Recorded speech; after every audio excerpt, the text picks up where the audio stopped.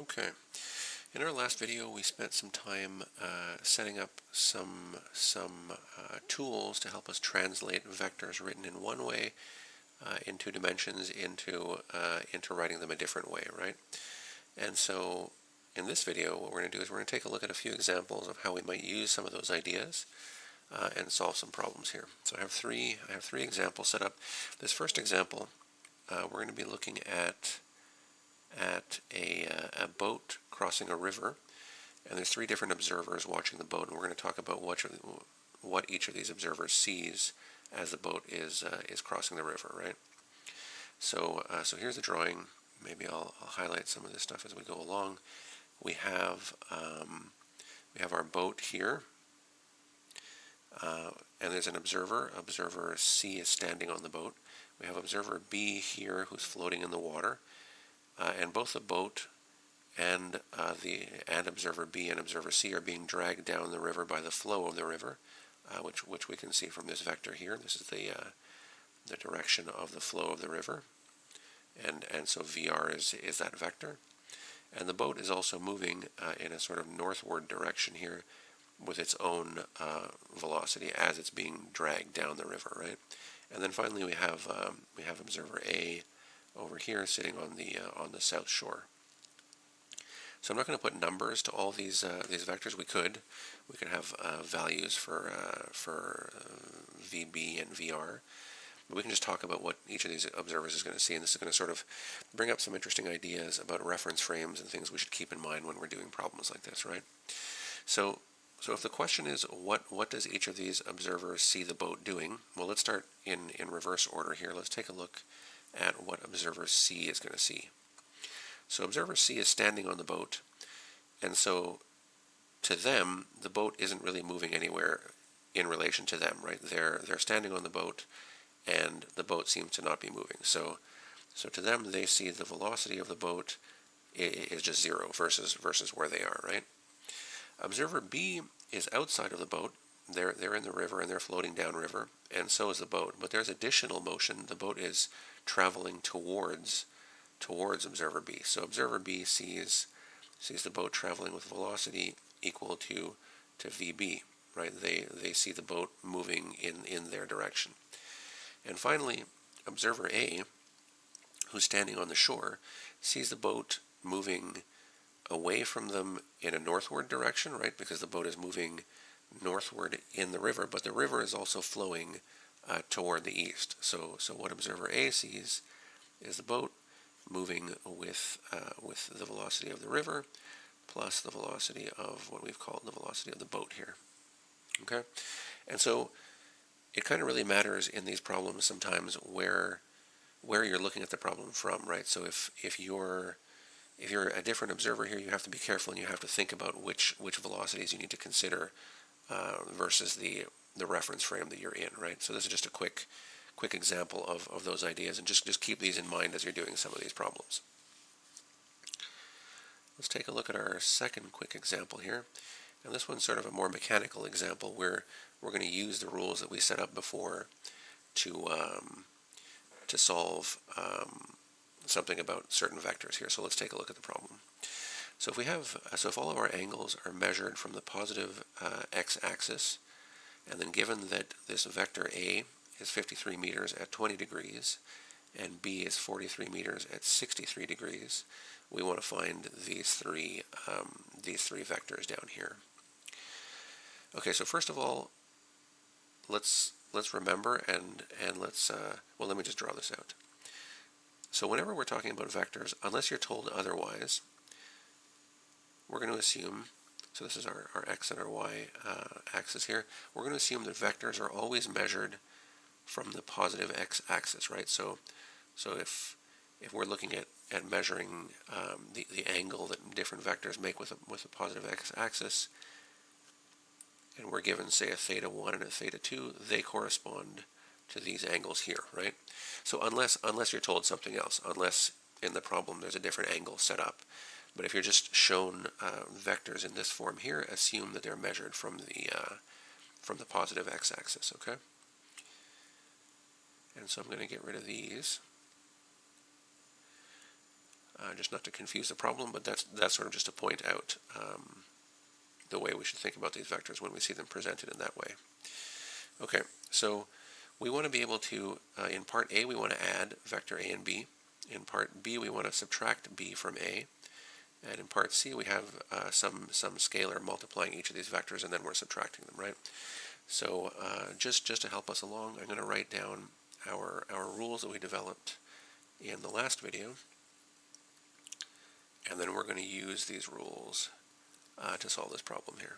Okay, so if we're given a vector in this form and we want to go into its component form, we know that AX is going to be the magnitude of the vector pointing in the x direction. The part of A that's pointing in the x direction is going to be A cos theta A, and AY is simply going to be A sine theta A. And using these two tools gets us to the vector written in this form, where A is AX plus AY. And if we wanted to go back, we saw how we could get the magnitude from the square root of the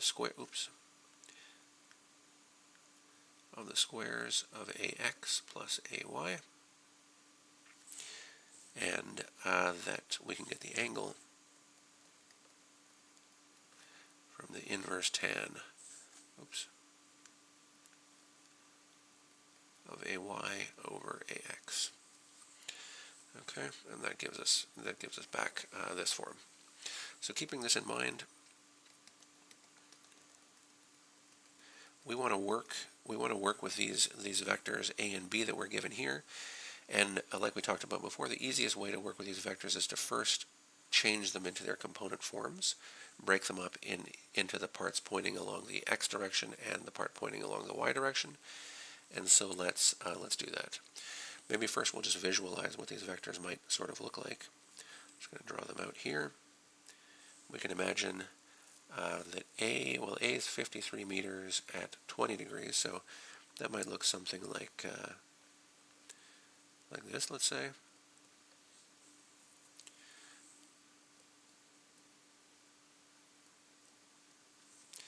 And B is 34 meters at 63 degrees, so maybe something like this.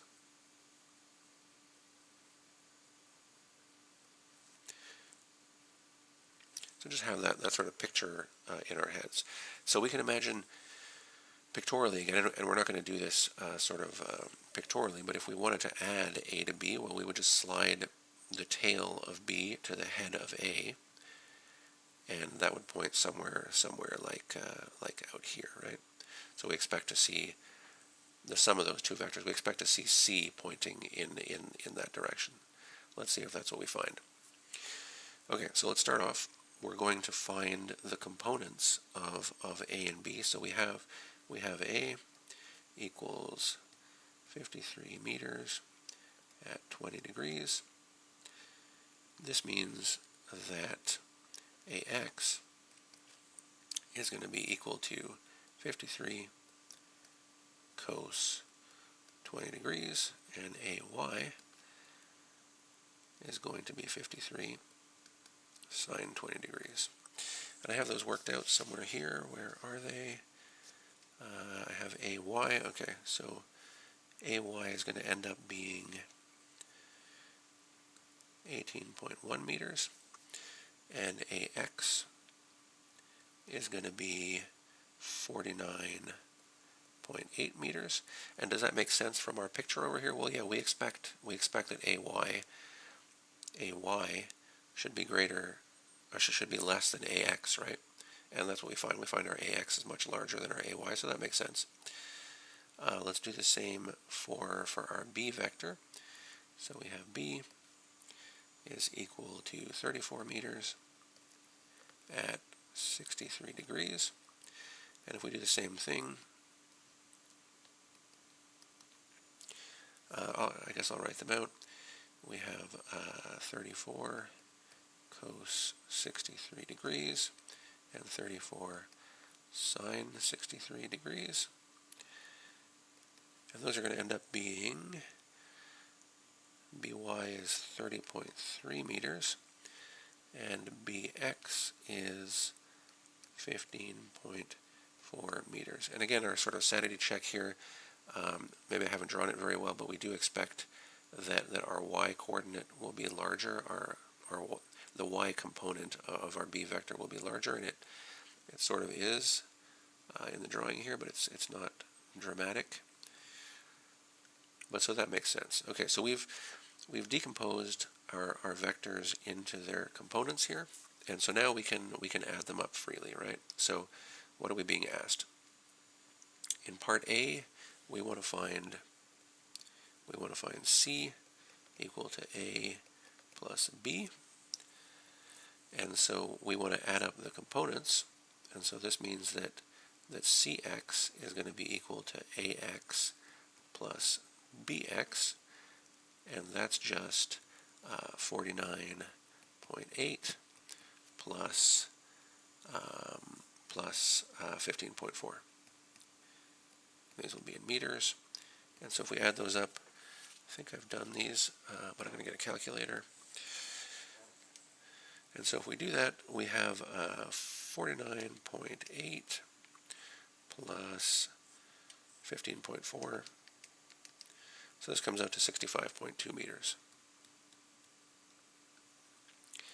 And in the case of CY, we have AY plus BY, which is just 18.1 plus 30.3.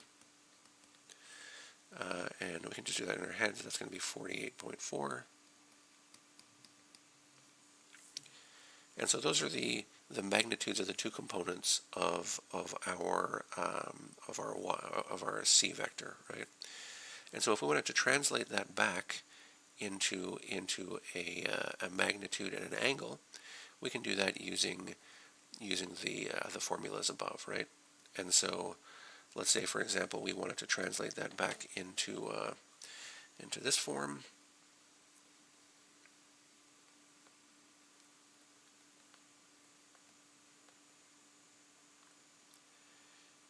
Then the magnitude C, I think I did that here.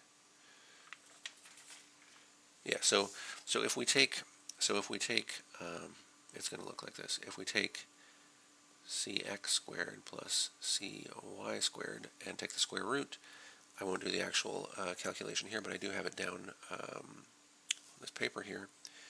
That's going to be 81.2 meters.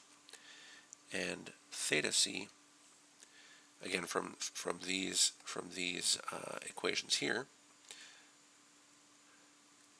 theta c we're going to get from the inverse tan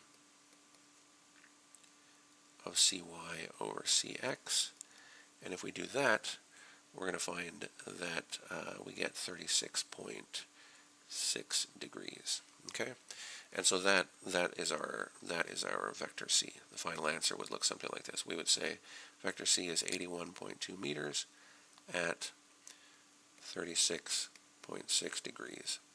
And that's our final answer for part A. For part B, we're looking for D, where D is A minus B. And so what does that mean? Well, that means that we need dx, the magnitude of the x component of D, and that's going to be given to us by ax minus bx, and that's because of this minus sign here, right? And so maybe I won't go through sort of numerically in detail all of it, but you would just take these two values, you would end up with 49.8 minus 15.4, and I haven't done that, but that would be equal to something. And your dy, let me scroll down a little bit. Your dy would simply be ay minus by. Okay, and that would be 18.1 minus 30.3, and you're going to end up with some sort of a negative number here. And does that make sense? Well, yeah, that makes sense because b was had a larger magnitude in its y component, and so our vector in the end is going to point somewhat downward, and so that makes sense. We're going to end up with a negative dy value, and that's fine. And so we would have these numbers, and from those numbers we could generate our d using well these formulas that I'll write down here. Again, just a reiteration of these formulas from above, right? So this will just be dx squared plus dy squared, and this is still plus, right? So don't be confused, because we've inserted a minus sign here between a and b. This is still plus. We're still looking for the magnitude of our d vector, and so this equation is going to work. And theta d simply going to be tan to the minus 1 dy over dx. And if you substitute numbers, you'll find the answer there, right? And so in part C, finally, what do we want? We want E is equal to 2a minus 3b. Okay, so E equal to 2a minus 3b. And so again, what does this mean? This means that EX is going to be equal to now 2ax minus 3bx, and you would put in the numbers here, just multiply them out, and your EY is going to be equal to 2ay minus 3by, and again, your numbers would go here. I haven't done those, and I won't take the time now in the video to do it, but once you have those, you're again able to write your E vector as some magnitude at some direction theta e, and you get those from these equations here.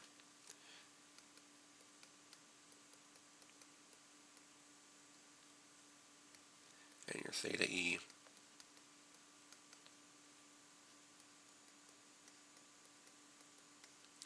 right, and you end up with two more answers that look sort of like this after you've done all the math, right? So that would sort of constitute an answer for this question here. Okay, so let's take a look at our third and final example here, how we would sort of use these maybe in a more applied sense here. So we have, well, let's read the problem. Okay, so we have a new landowner. She wants to build a triangular fence. She measures the length and direction of 2 out of the 3 sections, and it's shown below in this picture here. And so we want to find c in meters and the angle theta. Well, it should be theta c from our diagram here in degrees. So one thing I'm going to point out first is we need to be a little bit careful, because like we talked about before, when we're talking about these angles, we always want to be thinking about measuring from the positive x direction, right? So we always want to be thinking about, let's say, well, okay, maybe we'll set it up this way. Okay, so first let's set up a vector A, right? So we have this length A. Well, let's call this a vector A. And we'll call this vector here, imagine that this fence represents a vector B, and it points in this direction. And then we'll say that this piece of fence that we want to find out the length and direction of, this is going to be vector C. So if we're doing that, then, like we talked about before, we want to be careful about how we measure these angles. We always want to be measuring from the positive x-axis. So this theta A is not really how we would normally think about it. We would normally think about this angle in here being this whole angle around this way, right? Like that would normally be what we think of as theta A. But in a sense, this is just negative, right, of theta A. So we could just, well, we'll see it when we actually do the calculation, but we're just going to take the sort of negative angle there. And for B, we want to be careful, because we'd be measuring the angle from the positive x direction, but we're only measuring it from the positive y direction here. So really, theta B is going to be what we think of as 90 degrees plus theta B. So we're going to call that theta B prime, let's say. But that'll become more obvious as we actually translate these vectors into their components. So let's again take a look at the problem, right? So we have a, this is going to end up turning into a vector. We just turned it into a vector by labeling it this way, and so A is really 80 meters at, and we're going to call this minus 21 degrees, right? Because of what we just talked about. This is going downward here this way, not all the way around, right? So this is going to be minus 21 degrees. Our vector B that we've made out of the second section of fence is going to be 105 meters at, well, it's going to be 90 degrees plus the 11 degrees from this what's labeled as theta B here. And so this is going to be 101 degrees. And we want to find first the length of C and then this angle theta C, which is labeled here. Okay, so how are we going to do that? Well, we're going to start off by breaking up A and B into their components. Let me slide down a little bit here. Okay, so if we do what we would normally do, as far as changing these into their components, well, maybe here I'll rewrite it.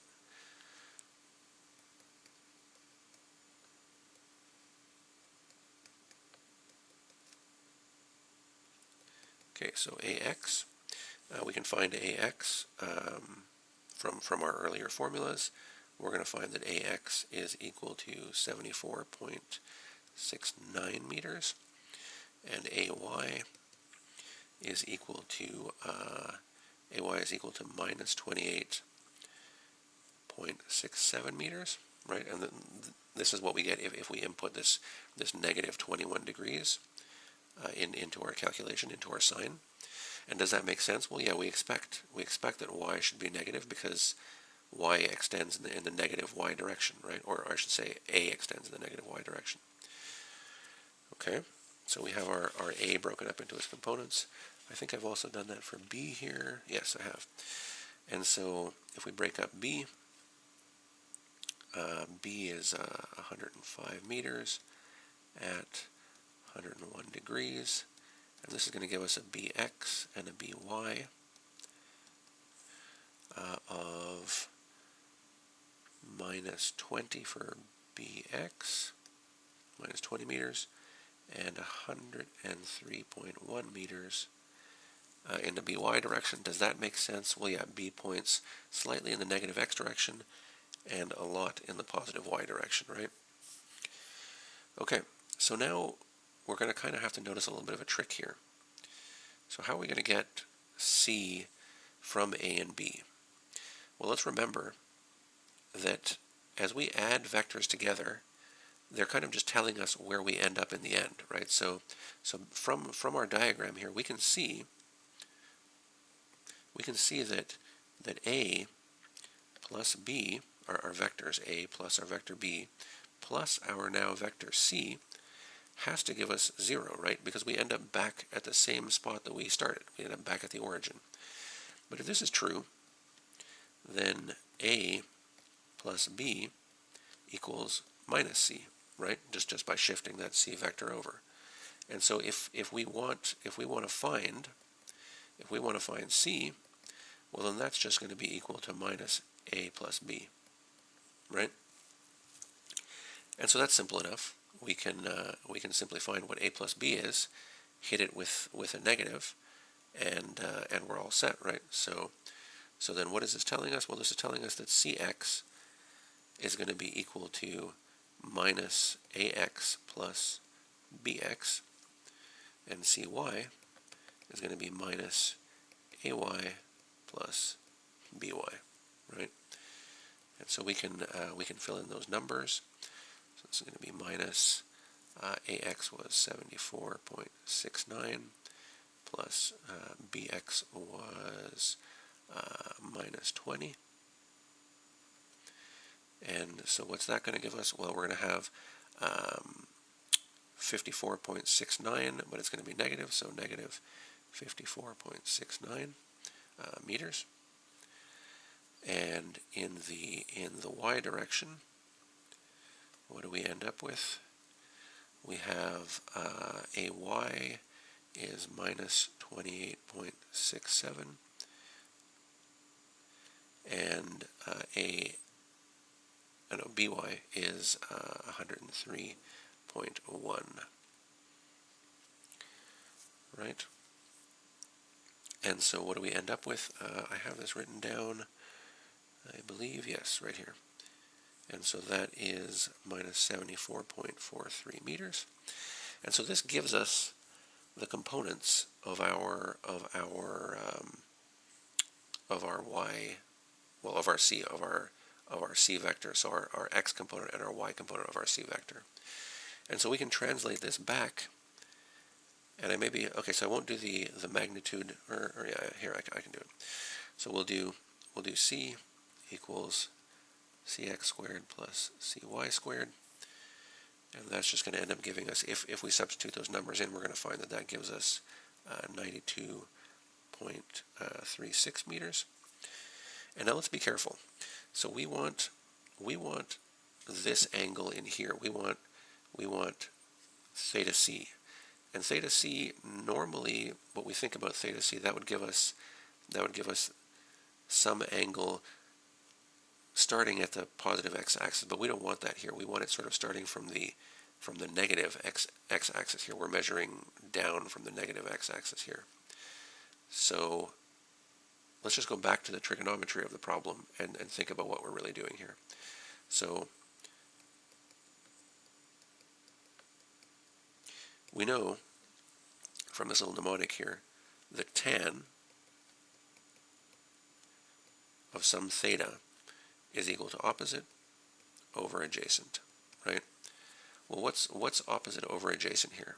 The opposite part of this is going to be our y portion of our c vector, and the adjacent portion is going to be our x component, right? So really we end up with the same expression for sort of different reasons, but we end up with a theta c equal to tan to the minus 1 of cy over cx, because our opposite is cy, right? Our opposite from this angle here is cy, is a component of y, or is a component of c in the y direction. And the same sort of argument would be true for the cx. And so if we do that, we're going to find a theta c equal to 53.7 degrees, and this sort of gives us our answer, right? So we have c here, we have theta c here, and the vector c is simply going to be c at theta c. And careful here again, when I say theta c, I mean this theta c, the one that we're looking for in the problem, right? So we have both our c and our theta c, and that would be the sort of final answer for this problem.